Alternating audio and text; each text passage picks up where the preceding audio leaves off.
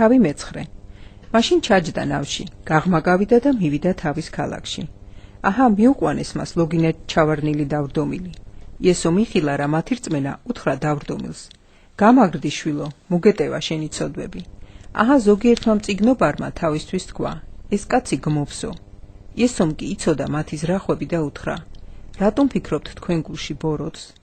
რა უფრო ადვილია, თქმა შენი ცოდვები მოგეტევა, თუ თქმა ადექი და გაიარე?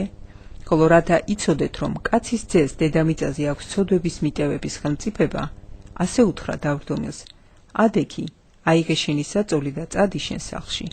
ისიც წამოდგა და წავიდა თავის სახლში. ამის შემყურე ხალხს უკვირდა და ადიდებდა ღმერთს, რომელმაც ასეთი ხელმწიფება მისცა ადამიანებს. იქაურობას რომ გაშორდა, იესომ დაინახა კაცი, რომელიც საბაჟოსთან იჯდა. სახელად მათე და უთხრა მას, გამომყევი. ისიც წამოდგა და გაყვა მას. მოხდა ისე, რომ როცა ის სუფრასთან იჯდა სახლში, მრავალი მებაჟე და ცოდვილი მოვიდა და ჩამოჯდა იესოს და მისი მოწაფეების გვერდით. ეს რომ ფარისევლებმა დაინახეს, უთხრეს მის მოწაფეებს, რატომ ჭამს და სვამს თქვენი მოძღვარი მებაჟეებთან და ცოდვილებთან ერთად?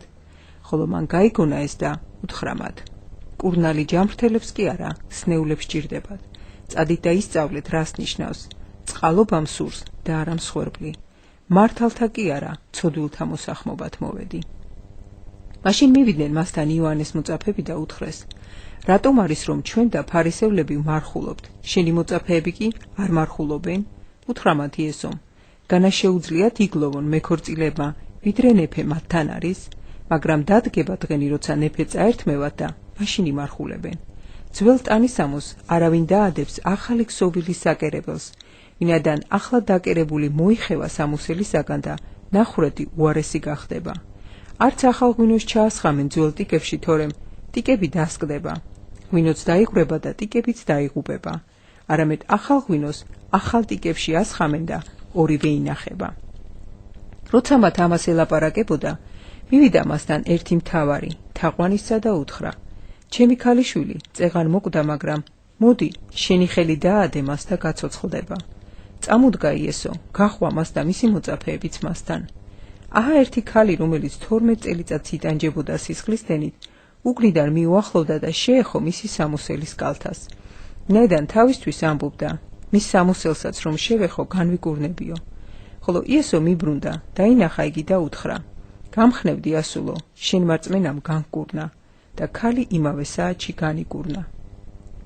მივიდა იესო მთავრის სახლში, დაინახა იქ მესტვირები და შეჩოჩქოლებული ხალხი. უთხრა მათ, წადით აქედან, რადგან გოგონა არ მომკვდარა, არამედ ძინავს და სასაცილო დაიგდეს იგი. ხოლო როცა ხალხი გაიყვანეს, ის შევიდა, ხელი მოკიდა ხელზე და წამოდგა გოგონა. ეს ამბავი მთელი მხარეს მოედო. როცა იესო იქიდან მოდიოდა, ორი ბრმა აედევნა, ყვიროდნენ და ამბობდნენ, შეგვიწყალე დავითის ძეო. ხოლო როცა იესო სახლში შევიდა, მიადგნენ მას ბრმები. უთხრა მათ იესომ, გწამთ რომ მე ძალმით ამის გაკეთება? ისინი უბნებიან მას, კი უფალო. მაშინ შეეხო მათ თვალებს და უთხრა, თქვენი წმენისამებრ მოგეგოთ და აეხილათ მათ თვალები. იესომ მკაცრად გააფრთხილა ისინი და უთხრა, იცოდეთ, არავინ გაიგოს. ისინი კი გავიდნენ და მთელი ქვეყანას მოსდეს მისი ამბავი. ისინი რომ გავიდნენ, მასთან მოიყვანეს ეშმაკეული მუნჯი კაცი. როცა ეშმაკი განიდევნა, მუნჯმა ენა ამოიდგა. გაკვირვებული ხალხი ამბობდა, ასეთი რამ არასოდეს არ მომხდარაო ისრაელში. ფარისევლები კი ამბობდნენ, ეშმაკთა მთავრით დევნის ეშმაკებსო. დადიოდა იესო ყველა ქალაქსა და სოფელში, ასწავლიდა მათ სინაგოგებში, ქადაგებდა სასუფევლის სახარებას, კურნავდა ყოველგვარ სცენს და ყოველგვარ უძლურებას. ხალხის ბრბო რომ დაინახა, შეებრალა ისინი, ვინაიდან ისინი დაუძლურებულნი და დაფანტულნი იყვნენ, როგორც უმწყემსო ცხვარი. მაშინ თავის მოწაფეებს უთხრა, სამკალი ბევრია, მუშაკნი კი ცოტა. ამიტომ ევედრეთ სამკლის უფალს, რომ წარმოგზავნოს მუშაკნი თავის სამკალში.